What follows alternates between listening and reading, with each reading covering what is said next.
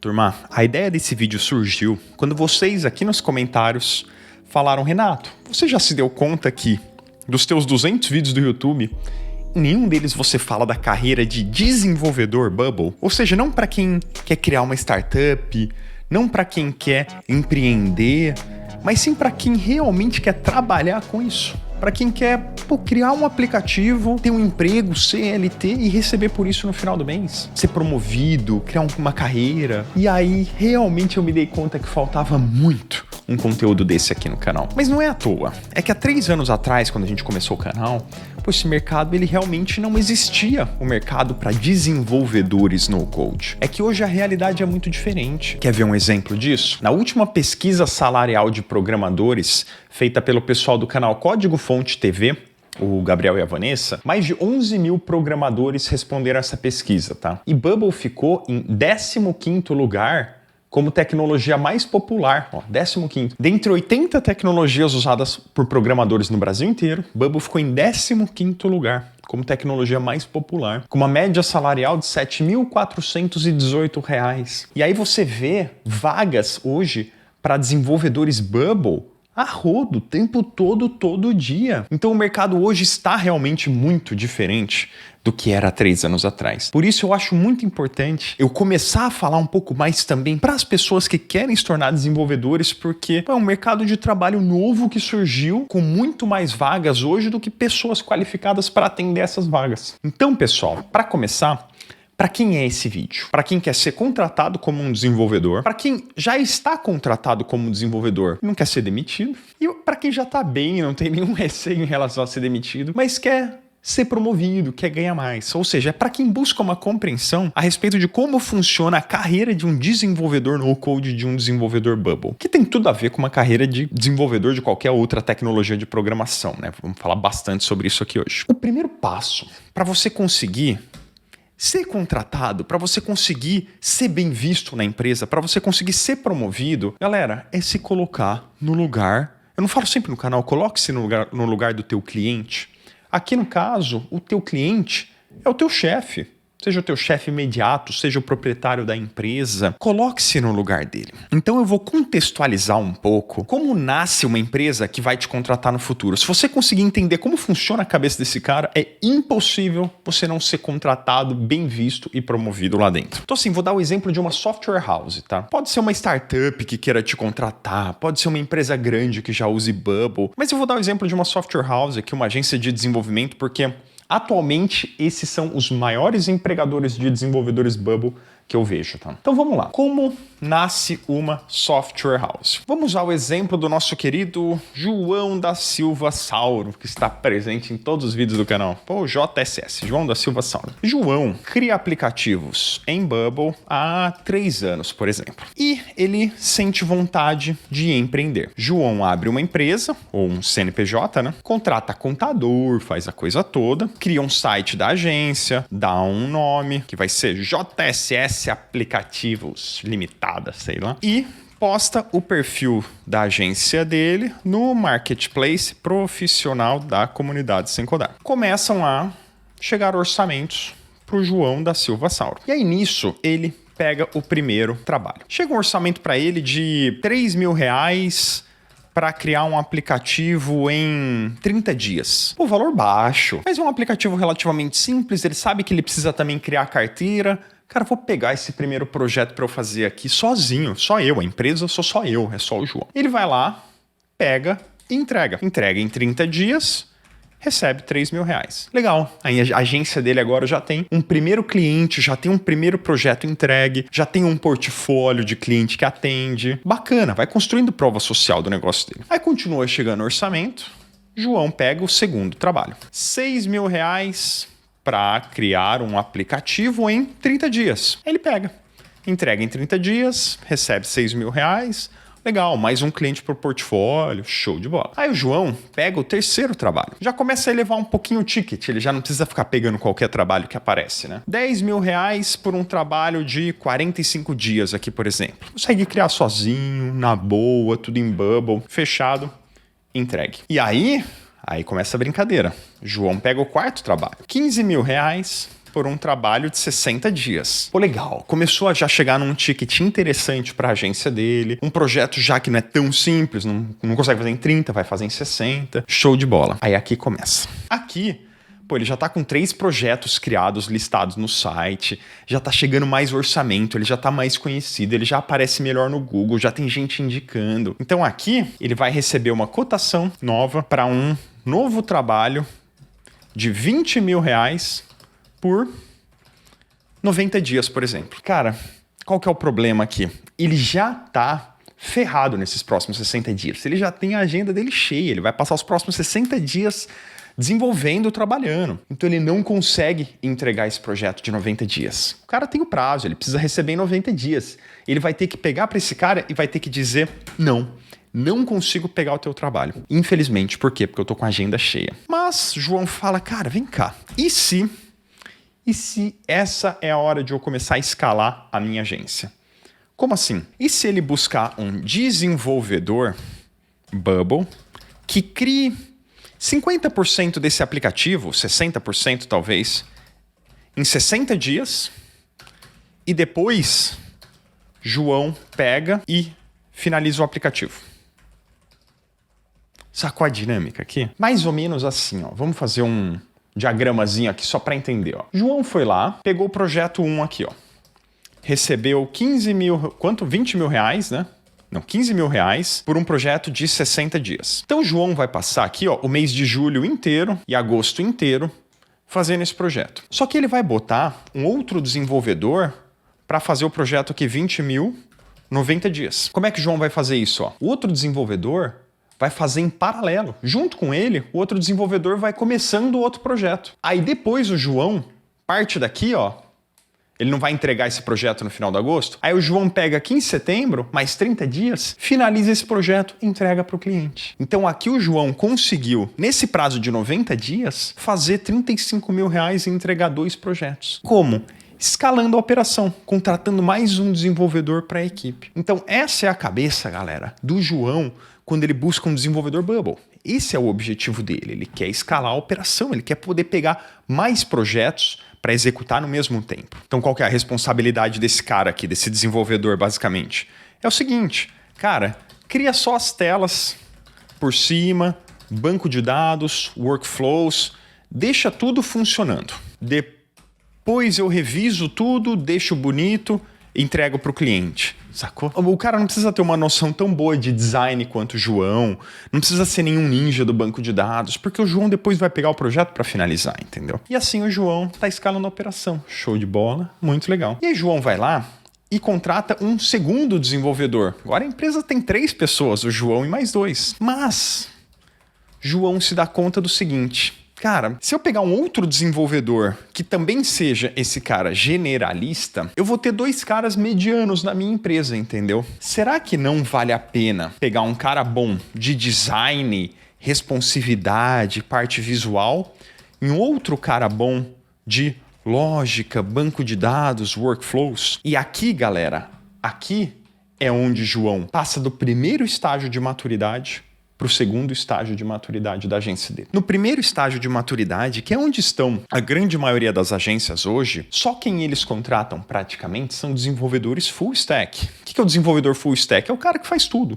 Que ele tem um conhecimento generalizado a respeito de tudo. Então assim, o design do cara é fantástico? Não. Mas ele consegue desenhar uma tela. O cara é muito bom em banco de dados? Não, mas ele consegue modelar uma estrutura de banco de dados. Então o cara consegue criar um aplicativo do começo ao fim. Ele tem uma compreensão boa de como funciona Bubble do começo ao fim. Ele consegue pegar um escopo, cara, desenhar as telas, montar o banco de dados, montar os workflows, se necessário integrar uma API, pegar, finalizar o projeto e o projeto está funcionando. Projeto mais lindo do mundo? Não.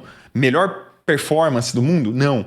Mas está funcionando. Esse é o full stack. No segundo estágio de maturidade é quando as agências começam a falar, cara, faz mais sentido eu pegar um cara só para a parte visual, porque geralmente o cara que trabalha com os bastidores, que a gente chama de back-end, né? O cara de banco de dados, API, é engraçado assim, eles não são muitas vezes muito fãs da parte de design. E o cara do design, ele é apaixonado por design. Então faz muito sentido essa separação, essa divisão de equipes. Aí você tem lá um aplicativo finalizado, joga pra galera do design. Cara, eles vão redesenhar o aplicativo inteiro. E a galera do back-end não precisa se preocupar com isso. Eles conseguem ir lá criar uma tela, cara, joga só o botão preto. Depois o cara do design vai fazer toda a identidade visual, vai colorir tudo, vai deixar tudo bonitinho. Vai jogando na tela, deixa feio mesmo, não importa. O que importa é que funcione. Depois a galera do front-end conserta. Então, no segundo estágio de maturidade, João tem um cara de back-end, que é o responsável por criar o aplicativo, o banco de dados, os workflows, as APIs e deixar funcionando. E o João tem um front-end, que é o cara, ou moça, que vai estilizar o aplicativo todo depois de pronto. E assim ele consegue ter um aplicativo funcional e bonito. E aí, João entra lá pra frente no terceiro estágio de maturidade, que é o estágio da especialização. Aqui o segundo, geralmente, é a divisão de equipes. É quando ele não pega mais os generalistas, né? O terceiro é quando ele começa a pegar especialistas, que é o quê? João já tem 5 desenvolvedores back-end e 5 desenvolvedores front-end, por exemplo. Aí um dos aplicativos que ele entregou, lá no começo, tinha 10 mil itens no banco de dados, por exemplo. Agora tem 10 milhões de itens no banco de dados. Por quê? Porque o cliente está usando, né? O cliente diz que o aplicativo está muito lento. Então, o João precisa de alguém especialista em performance para conseguir entrar lá no aplicativo e ver como melhorar o desempenho. E assim, Bubble tem uma cacetada de recursos para você conseguir melhorar o desempenho, tá? Tem muita coisa que dá para você fazer para, cara, acelerar muito o carregamento do aplicativo. Só que ele vai conversar com os 5 desenvolvedores back-end dele e ele percebe, cara, os 5 conhecem os conceitos de performance, mas nenhum é muito bom nisso. Nenhum é especialista em performance. Ou outro cenário, João da Silva Sauro pegou um projeto de fintech. Então, ele precisa de alguém especialista em segurança de dados. Por quê? Porque vai lidar muito com saldo de usuário, com integrações com banco, dados sigilosos, cartão de crédito e por aí vai. E ele percebe que ele não tem ninguém dos 5 desenvolvedores back-end, os 5 conhecem conceitos de segurança, mas nenhum é especialista nisso. E é nesse momento, galera, que ele começa a subdividir as funções. Então você vai ver de tudo nesse terceiro estágio de maturidade. Alguma coisa mais ou menos nesse sentido. Você vai ver que a agência já tem lá na galera do front-end um cara só de design, que é o cara do UI, assim, de identidade visual, de cores. Você vai ver que tem uma pessoa só de responsividade, que é o quê? É pegar o layout que o rapaz do design deixou pronto e ele adaptar para ficar bom desde o mobile mais compacto que tem até as telas ultra-wide. Então ele vai ficar só mexendo nessas configurações de responsividade. Aí lá em back-end vai ter um cara muito bom de banco de dados e workflows, vai ter uma pessoa muito boa em segurança de dados, muito boa em performance e escala, muito boa em APIs, vai ter um especialista em código e plugin, para quando ele precisa estender uma funcionalidade, trazer um plugin de gráfico, ele tem uma pessoa boa de JavaScript aqui, que realmente vai conseguir pegar uma biblioteca lá do GitHub e trazer para o Bubble. E começam a aparecer até cargos de operações, como coordenador de equipe, como PO, que é o Product Owner, esse é o cara que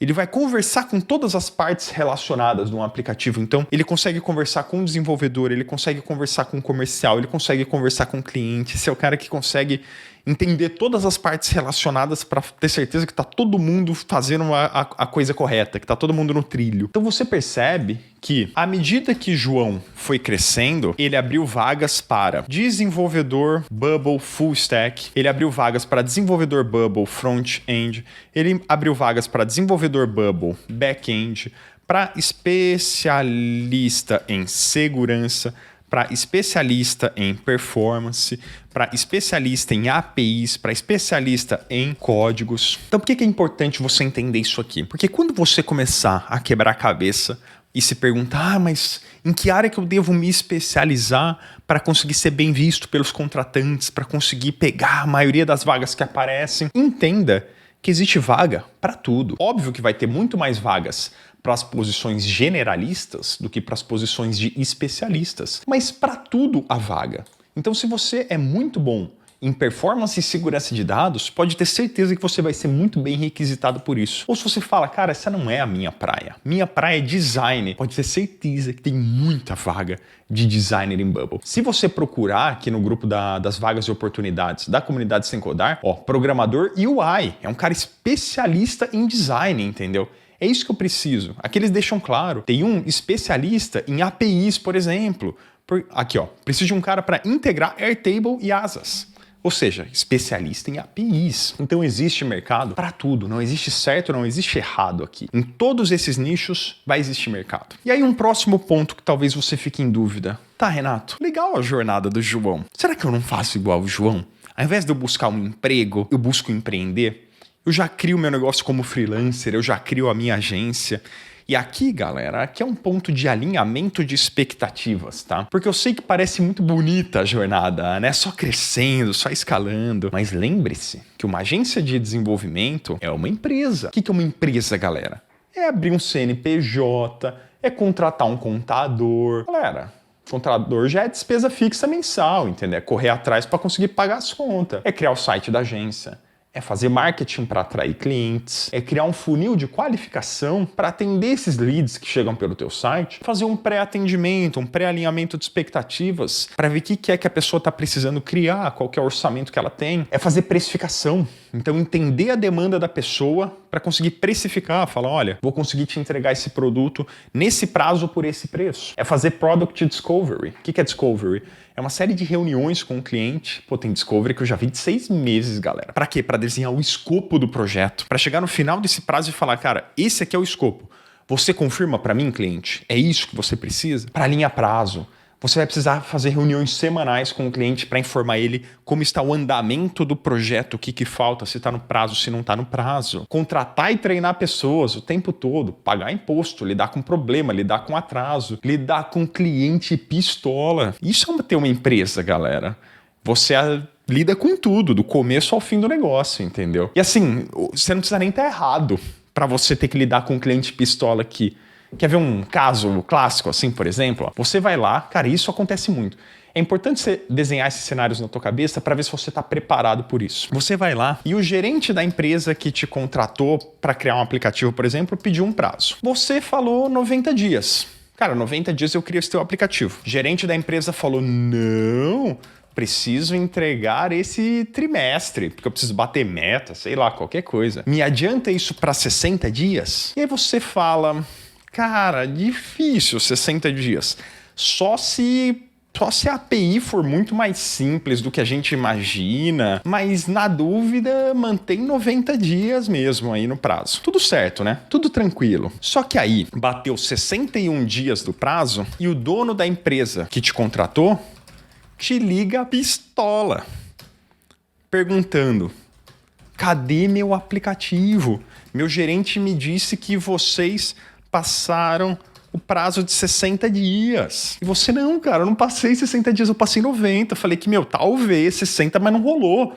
Ah, mas vocês me prometeram 60. O cliente desliga na tua cara. Dá 5 minutos, você recebe ligação do advogado da empresa, solicitando cancelamento do contrato e reembolso imediato de 100% do valor de um aplicativo que já tá 2/3 pronto, galera, que tua equipe já trabalhou. Você tá preparado para um cenário desse? Porque acontece, galera. Tem empresa é foda, acontece. Você errou?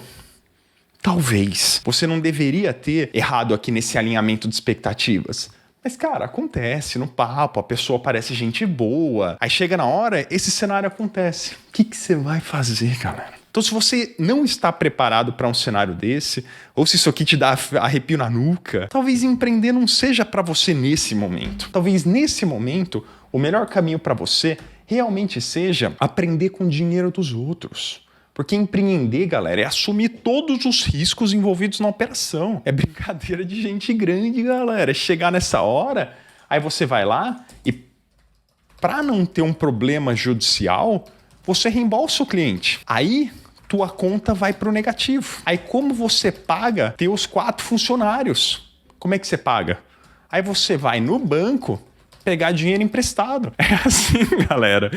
Todo mundo passa por momentos desses. Todo mundo que assume riscos em empreender passa por isso. No momento que você se torna um desenvolvedor, cara, óbvio que você não vai ficar alheio a isso acontecendo dentro da tua empresa, Mas não é você que está assumindo esse risco. Faz parte da jornada de aprendizado você aprender com o dinheiro dos outros. E não enxergue isso como de uma forma pejorativa. Pô, que cara lazarento aprendendo com o dinheiro dos outros. Não, é porque realmente aquela pessoa está assumindo não só os problemas do negócio, mas está assumindo todas as coisas boas que podem vir do negócio também. Se for um mês excelente de vendas e de lucro, é ele que vai embolsar aquilo também. E é muito merecido pelo risco que ele assumiu, entendeu? Então, por isso que eu acho que o desenvolvimento, é um caminho que eu vejo que a grande maioria das pessoas deveriam considerar seriamente, especialmente se estão no começo da jornada. Então, se você se considera um desenvolvedor sênior, se você gosta de lidar com pessoas, se você tem caixa para montar uma empresa, para ficar pelo menos o primeiro ano da empresa sem lucro,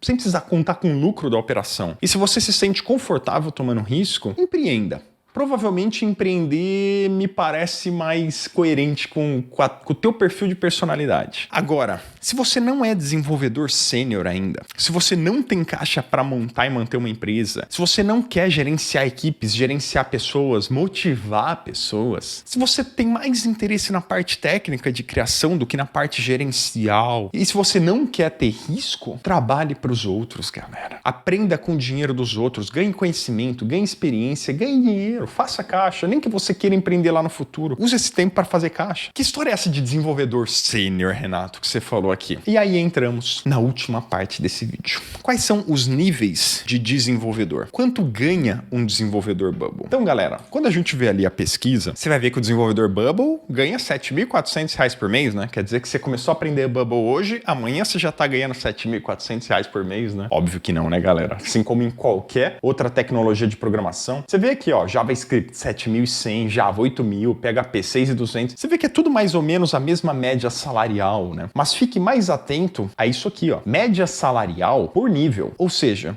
você é um estagiário, você é um desenvolvedor júnior, pleno ou sênior. Ah, existem níveis diferentes de desenvolvedor com diferentes habilidades. Então, o cara que chega naquela média de 7.400 ali é o cara que é o pleno. Mas que história é essa, Renato, de pleno, de sênior, de júnior? Eu vou pegar essa realidade dos desenvolvedores e eu vou trazer um pouco isso para nossa realidade do Bubble, tá? Então, assim, galera, isso aqui não é uma verdade final, não é a Bíblia que você tem que seguir.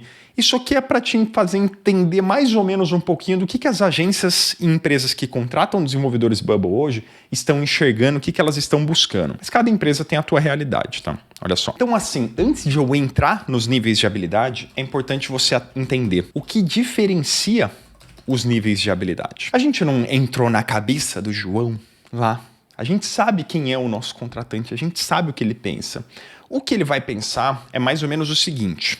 Primeiro, qual o nível de complexidade de tarefas que eu posso delegar para essa pessoa executar? Isso diferencia o nível de habilidade da pessoa. O quanto eu vou precisar supervisionar ela. Ou seja, se eu passar para ela uma tarefa, cara, eu preciso que você faça uma integração Bubble e Asas, por exemplo. Eu vou precisar ficar muito em cima, ela vai ficar precisando muito da minha ajuda, ou é só passar que tem certeza que essa pessoa vai entregar. Isso diferencia o nível de habilidade. E por fim, o quanto eu vou precisar revisar o trabalho que ela entregar. Porque é diferente um funcionário que te entrega um projeto pronto de alguém que te entrega um projeto que você sabe que você vai ter que revisar, que vai ter coisinha ali para consertar, né? Então, basicamente, é isso que diferencia os níveis de habilidade, tá? Então, olha só.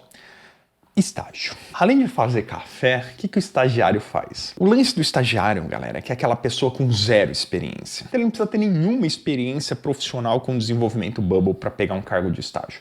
Nunca trabalhou com isso. É um investimento que a empresa faz no aprendizado da pessoa. Porque pode ter certeza, o estagiário não agrega valor nenhum para a empresa. É um investimento que a empresa faz no sentido de que talvez é uma aposta de que um dia o estagiário vai gerar valor de volta para a empresa, mas é a empresa pagando para você aprender. Só o que você precisa é de um conhecimento básico de Bubble. E não adianta chegar lá e falar, não, nunca mexi, pô, aí também é difícil, né? Mas se você tiver um conhecimento básico de Bubble, você já consegue pegar um cargo como estagiário para as empresas que estiverem dispostos a te ter como estagiário. O mais importante aqui, galera, não é a tua habilidade em Bubble, não é a hard skill. Sabe qual é a diferença de hard skills para soft skills? É importante isso. Hard skills, galera, são as competências técnicas. Ou seja, você é bom de design, de banco de dados, de API, de criação de plugins, isso são hard skills. Soft skills são aquelas habilidades que não técnicas, ou seja, você se comunica bem, você sabe alinhar bem expectativas de entrega com tua equipe, você consegue trabalhar em equipe ou só sozinho, isso são soft skills, tá, galera? Você é motivado para aprender, você consegue encontrar soluções para os obstáculos, isso são soft skills. Inclusive, é muito mais difícil achar alguém com boas soft skills do que com hard skills. Hard skills é fácil, galera. O cara vai lá, aprende Bubble, tá bem em hard skills. Soft skills, olha, isso aqui é o que realmente é carente no mercado. O mais importante não é a tua habilidade em Bubble, não são as tuas hard skills, mas a tua disposição em aprender. Cara, estagiário tem que estar assim, ó, ávido por aprender. Tua facilidade em buscar conhecimento e encontrar soluções. Também não pode ser aquele estagiário que pergunta tudo. Ou tem que ser aquele estagiário que sabe usar o Google, que sabe encontrar soluções para os problemas. Porque ele está lá aprendendo com o dinheiro da empresa. Mas a empresa sabe que vai precisar supervisionar 100% do que o estagiário faz. E vai precisar revisar 100% do que ele entregar. Então, às vezes, consegue pegar um estagiário e falar, olha, tem um bug aqui, resolva esse bug nesse aplicativo. Tá aqui, essa busca não tá funcionando como a gente gostaria, resolva. Vai ficar lá uma semana para resolver o bug. E depois você sabe que você vai ter que ir lá ver se ele realmente não criou um outro bug nessa história, entendeu? Faz parte, tranquilo, porque na próxima vez o estagiário não vai demorar uma semana, ele vai demorar um dia. Aprendeu pra caramba. O estagiário é esse cara aqui na pesquisa salarial de programadores, né? Cara, o estagiário vai ganhar na faixa de R$1.000, R$1.500, R$2.000, máximo assim, tá? O desenvolvedor júnior é aquele que já tem uma compreensão básica de design, banco de dados, workflows, back-end workflows, APIs. É a pessoa que consegue criar um aplicativo funcional em Bubble do começo ao fim. Ou seja, ele consegue pegar... Se você der um escopo de projeto para ele, de um aplicativo básico, o que é um aplicativo básico? Um marketplace, um sisteminha de gestão, um CRM, que é um aplicativozinho de vendas, uma plataforma em EAD, essa pessoa consegue pegar esse escopo, criar o aplicativo inteiro e te entregar o aplicativo funcionando. Pode não ser o aplicativo mais lindo do mundo, pode ter um ou outro bug, pode não ser o aplicativo mais bem performático do mundo, mas ele consegue te entregar um aplicativo do começo ao fim. Ele pode ter uma área de especialidade. De repente, ele se excede em design, ele é muito bom em design. E ele pode ser relativamente ruim, no máximo uma outra. Então, por exemplo, ele é muito bom em design, mas ele ainda não tem a manha de API. Faz parte isso do desenvolvedor júnior, porque o desenvolvedor júnior também tá lá para aprender. Ele não é uma pessoa que você traz já supondo que ele é porque ele já sabe absolutamente tudo. É uma pessoa que você traz para aprender. Então, se ele tiver uma outra falha, não tem problema. Faz parte total aqui do processo. O desenvolvedor júnior, ele consegue resolver bugs. Não necessariamente encontrar, se estiver muito evidente encontrar. Mas se você pega e fala, olha, eu identifiquei um bug aqui, resolvo, ele consegue resolver, ele consegue encontrar soluções. Geralmente, o desenvolvedor júnior precisa ter o trabalho revisado. E ele precisa de ajuda para encontrar soluções para os problemas. Então pode ser que ele te pergunte, pode ser que ele pergunte para outras pessoas da equipe.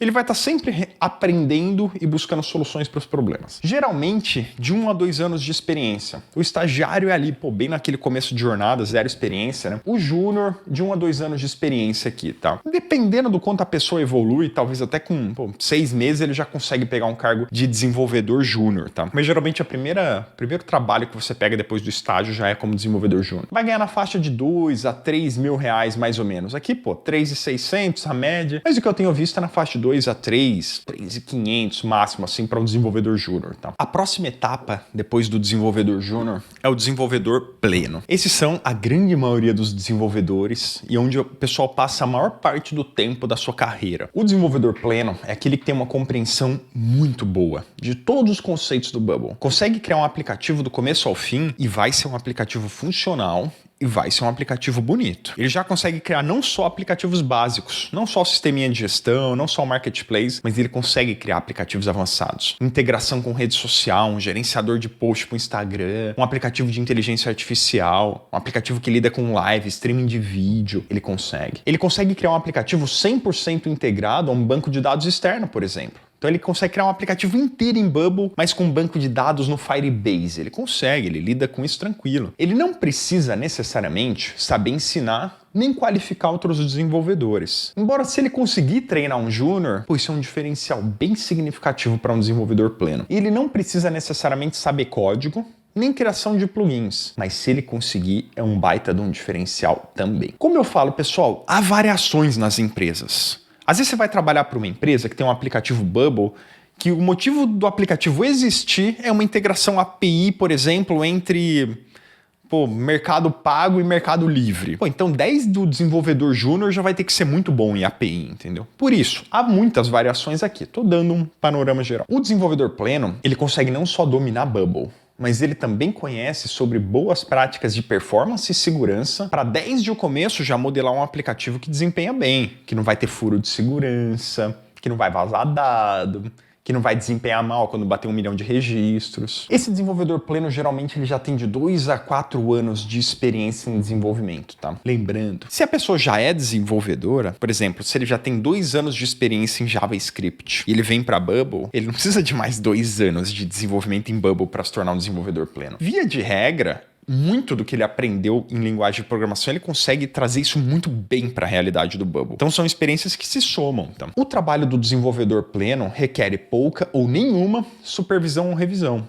Então lembra quando o João da Silva Sauro perguntava assim, o quanto eu vou precisar revisar o trabalho que essa pessoa entregar? Olha, se for um desenvolvedor pleno, não muito. Tô bem tranquilo em relação ao que ela me entregar. Óbvio que eu vou testar, vou correr atrás de bug, faz parte do meu trabalho, mas via de regra, eu sei que essa pessoa vai entregar um trabalho muito bom. Ganha na faixa de 3 a 7 mil reais, que lá na pesquisa salarial, 7.300, é isso aí mais ou menos, tá? Isso aqui já tá até numa banda bem alta, assim, do desenvolvedor pleno, tá? O desenvolvedor sênior, esse é uma figura importante nas empresas. A empresa pode entregar qualquer tarefa técnica e ficar despreocupada. Não precisa nem revisar o que esse desenvolvedor sênior fez, nem supervisionar.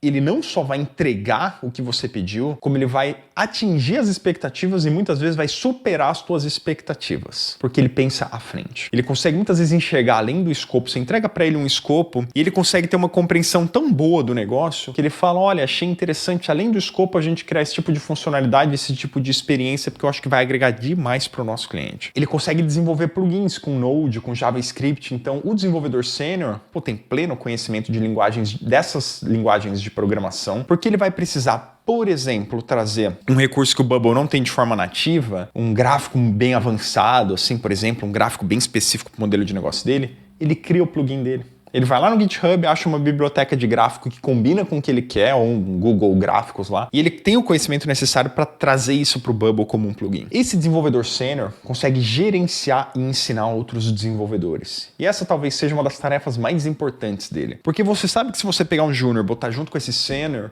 cara, dá 1 ano ali o júnior virou um pleno. Então você consegue realmente ter certeza que esse sênior, ele não só executa muito bem as tarefas técnicas, como ele tem uma boa didática para conseguir ensinar e qualificar outros desenvolvedores que você coloca na equipe com ele. E ele consegue criar escopos de projeto a partir de poucas informações. O júnior só vai conseguir trabalhar em cima de um escopo muito bem pré-definido. O pleno, ele consegue entender o conceito de um escopo, ele consegue formular junto, se ele tiver bastante informação. O sênior, só dele, ele tem sacadas tão boas que com poucas informações ele consegue criar o escopo de projeto ele próprio. Inclusive falando com o cliente se necessário. Ele consegue definir as regras de negócio, ele consegue intermediar o relacionamento entre desenvolvedores e clientes. O desenvolvedor sênior tem uma comunicação muito boa. Então ele consegue conversar com a equipe, ele consegue conversar com o desenvolvedor, ele consegue conversar com o cliente, ele consegue conversar com o PO, ele consegue conversar com o chefe, ele consegue entender tudo o que está rolando e conversar com todas as partes envolvidas. Ele consegue identificar o caminho certo e convencer as pessoas a trilharem esse caminho. Geralmente a pessoa alcança desenvolvedor sênior a partir de 4, 5 anos de experiência. Há controvérsias, assim. Você vê muitos sites, Geek Hunter, Devskiller, vários sites que eu até li muito para conseguir obter essas informações aqui. Tem alguns que falam que precisa de 8 anos de experiência para se tornar um desenvolvedor sênior. Tudo varia, né, galera? Mas vocês perceberam que é um nível de qualificação alto, né? Não só de hard, mas principalmente de soft skills. Ganha bem. Ganha a partir de 6, 7 mil reais até salários de 15, 20 mil reais. É a pessoa que está na trilha para virar um CTO de empresas. O que é CTO, né? CTO é o Chief Technology Officer, ou seja, O responsável por toda a tecnologia de uma empresa é a pessoa que está acima dos desenvolvedores sênior, dos gerentes de produto, de todos os desenvolvedores. Então, ele é a pessoa a quem todo mundo se reporta nessa parte de produto em empresas de tecnologia. E o desenvolvedor sênior é o que está muito próximo de se tornar o CTO em muitos dos casos. Tá, Renato, e como eu sei qual é o meu nível como desenvolvedor? Se você não conseguiu captar ainda pelas informações, essa é a parte que eu vou te ajudar bastante a entender bem isso, tá? A gente está fazendo na comunidade Sem Codar uma certificação. Então a gente vai ter, talvez quando você assistir esse vídeo, se for alguns meses aí após o lançamento desse vídeo, provavelmente já vai estar no ar a certificação da comunidade Sem Codar. Que, pô, vão ser questionários assim, ó, pesadíssimos para você conseguir entender em que nível você se encontra hoje em conhecimento técnico, tá? Mas enquanto a gente ainda não tem a certificação, eu quero mostrar para vocês um pouquinho como seria mais ou menos, e eu vou apontar assim alguns conteúdos que, se você soubesse esses conteúdos, muito provavelmente você se enquadra mais ou menos nesse perfil, tá? Primeiro, desenvolvedor júnior. Imagine a seguinte questão numa prova de certificação que a gente vai fazer, ó. Você quer filtrar uma lista de vagas somente por aquelas vagas cujas ferramentas estejam em um multi-drop-down. Como eu faço esse filtro? Ou seja, você tem um multi-drop-down com uma lista de ferramentas. E aí você tem um grupo repetidor com vagas, e cada vaga dessa tem uma lista de ferramentas, sacou? E aí você quer mostrar só as vagas cuja lista de ferramentas contenha uma lista desse multi-drop-down. Qual dessas opções é a correta, galera? Eu não vou dar a resposta para você aqui. A resposta está aqui no módulo 1, 2, 3, 4, 5. Aqui no módulo 5, ó, criando um marketplace, portal de empregos no code. Aqui nesse módulo, aqui em buscar e filtrar vagas, muito provavelmente, pelo que eu bem me lembro, está a resposta dessa questão. Você tem uma estrutura de dados com escolas, filiais, alunos. Essa já é uma outra pergunta, tá? Você tem lá um sistema de gestão escolar. Aí você tem escola, a escola se cadastra. Escola, a Anhanguera. Filiais, a Anhanguera tem 200 filiais. Alunos, aí cada filial tem 5.000 alunos. Você quer deletar a escola, a Anhanguera parou de te pagar, você quer deletar a Anhanguera do teu banco de dados. Como que você deleta a Anhanguera? Você deleta primeiro a Anhanguera, depois as filiais, depois os alunos? Ou primeiro os alunos, depois as filiais, depois a escola? Ou você ativa a opção Data Integrity no Delete a List of Things em Workflows? Ou você não precisa deletar os outros? Ao deletar a escola, o Bubble já deleta automaticamente todos os outros. Galera, a resposta para essa está nessa aula, se eu bem me recordo, de duplicar itens e categorias em cascata. É isso mesmo. Aqui nessa aula da cascata, você vai ter a resposta para isso. Então assim, se eu fosse contratar hoje um desenvolvedor júnior, o mínimo que eu esperaria é que ele tivesse finalizado todas as aulas essenciais de Bubble aqui, ó. Por quê? Pô, aplicativozinho de lista de mercado, já vai entender tudo de CRUD, como resolver problemas, já vai aprender como encontrar bugs e solucionar bugs, criando um marketplace, portal de empregos no code, vai estender muito nas funcionalidades de CRUD, começar a aprender conceitos mais avançados, desafio prático do marketplace de carros, conhecer o Bubble a fundo, workflows, banco de dados. Terminando as aulas essenciais, ele já está plenamente qualificado a criar um aplicativo do começo ao fim. Então, eu entendo que terminando as aulas essenciais, a pessoa está muito próxima do conhecimento técnico necessário para ser um desenvolvedor júnior. Então, o desenvolvedor pleno vai ter umas perguntas mais ou menos assim na certificação. Você tem 10 grupos na página fazendo a mesma busca por produtos, tá? Mas em cada grupo você usa filtros diferentes. Então, por exemplo, nesse grupo você quer somente os produtos vendidos. Nesse só os produtos vermelhos. Nesse só os produtos verdes. Nesse só os produtos acima de R$1.000. Enfim, como que você otimiza a performance aqui de busca? Você usa o Do a Search For nos 10 grupos e filtra na própria busca usando uma constraint. Você usa o Do a Search For nos 10 grupos, mas você não filtra na constraint. Você filtra com o recurso FilterEdge ou tanto faz, as duas vão desempenhar igual. Pergunta difícil, galera. A resposta dessa pergunta vai estar no módulo de performance e escala. Vai estar muito provavelmente aqui pelas buscas e listas, mais ou menos, estruturar dados para buscas eficientes, se eu bem me recordo, tá? Mas aqui você vê que já não é uma das aulas essenciais, são as aulas complementares, são as aulas mais avançadas. Ou qual desses exemplos representa corretamente um array de valores em JSON, galera? Para quem trabalha com Bubble, tem que conhecer JSON. Ah, Renato, JSON é linguagem de programação. JSON é uma formatação de tipagem de dados essencial para quem mexe muito com APIs. Essencial, galera. É a forma que outros aplicativos entendem listas de itens. Você tem que fazer isso direto. Vai criar, por exemplo, você vai gerar um XML para conseguir mandar para a Receita Federal emitir uma nota. Você tem que entender o conceito de arrays, entende? Qual desses três representa um array de valores em JSON corretamente, galera? Qual desses três aqui tá certo? Também não vou falar a resposta, galera. JSON você vai aprender aqui no módulo APIs e integrações com terceiros. E aí você vai em tudo sobre JSON. Aí aqui, pô, tem tudo sobre essa formatação, tipagem de dados do JSON. Então aqui você vai entender muito bem. A gente falou muito de segurança de dados, né? Cara, a gente tá para soltar, acho que vai ser na próxima semana já. Um pouquinho depois de eu soltar esse vídeo no YouTube, eu já vou soltar esse módulo aqui também na comunidade, que é um módulo inteiro sobre segurança de dados. Então, eu peguei toda a minha experiência em segurança e privacidade de dados, juntei com a desse livro, tem mais de 310 páginas, se eu não me engano, só sobre isso. E aí eu condensei aqui em uma cacetada de coisas, galera. Então eu falo desde a estrutura física da AWS, como funciona a estrutura física da AWS, por que ela é tão segura, aos cuidados que a gente precisa tomar quando a gente realmente for lançar um aplicativo para a gente garantir que não vai ter vazamento de dados, segurança de dados. Então, assim, a gente entra muito a fundo nisso, tá? Essencial para um desenvolvedor pleno saber também, porque senão ele não pode criar um aplicativo que vaza dados. Ele não pode criar um aplicativo onde o Joãozinho consegue ver os dados do Pedrinho. Não pode, galera. Desenvolvedor pleno tem que saber essas coisas. Então, o desenvolvedor pleno, na minha opinião, é aquela pessoa que a nível de conhecimento técnico já zerou o jogo aqui, ó. O que é meio opcional para ela é essa parte de programação, essa parte de criação de plugins aqui, ó. Que isso aqui, se ela conseguir criar os plugins, se ela tiver assistido esse módulo, putz, ela vai conseguir pegar... Aí não tem mais limite. Aí as poucas coisas que o Bubble não faz, essa pessoa vai conseguir fazer. Aí é nesses momentos, é por isso que varia o salário de um desenvolvedor pleno. É por isso que vai ter desenvolvedor pleno ganhando 3, 4 mil reais e vai ter desenvolvedor pleno ganhando 10 mil reais. Porque às vezes o desenvolvedor pleno tem um nível de responsabilidade, tem um nível de capacidade técnica aqui muito maior. Então esse é o tipo de diferencial muito significativo para desenvolvedor pleno, tá? E aí por fim o desenvolvedor sênior, galera. As perguntas para um desenvolvedor sênior já são muito mais ligadas à parte soft do que à parte hard. Porque assim, ó, ele já tem que dominar todos os conceitos técnicos da coisa e mais do que dominar os conceitos técnicos, saber achar as soluções pro que ele não domina ainda. Porque, ninguém domina tudo, né, galera? Eu a cada dia aprendo uma coisa nova aqui. Mas o desenvolvedor sênior, ele consegue encontrar com muita facilidade as soluções. Mas o que as empresas geralmente mais esperam de um desenvolvedor sênior, eu vejo, esse tipo de coisa aqui, ó. Quais métricas você usa para monitorar o desempenho da tua equipe? Quais testes são os mais importantes antes de você dar deploy num novo recurso no sistema? Então, você tem um aplicativo que está funcionando redondo, fez uma cacetada de modificações nele, você precisa dar um deploy nele.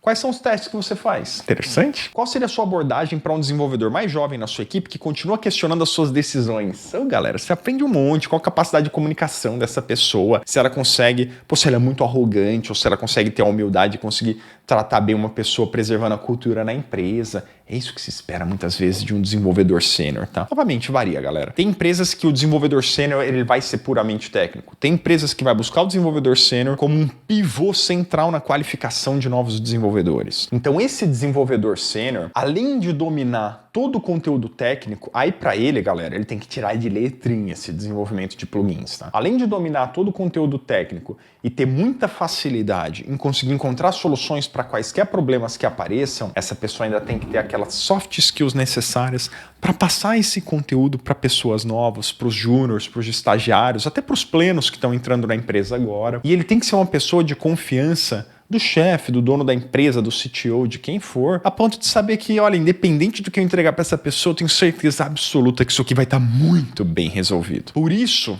galera, que o sênior tem esse tipo de salário, entendeu? Porque o nível de responsabilidade dele é enorme. Ele é quem mais assume riscos nos projetos. Então, pessoal, é isso. Essa é a jornada de um desenvolvedor Bubble, não muito diferente da jornada de um desenvolvedor de linguagens de programação tradicionais. Você vai escalando na tua carreira à medida que você vai puxando para si mais conhecimento técnico, mais facilidade de comunicação com outras pessoas, mais facilidade em trabalhar em equipe.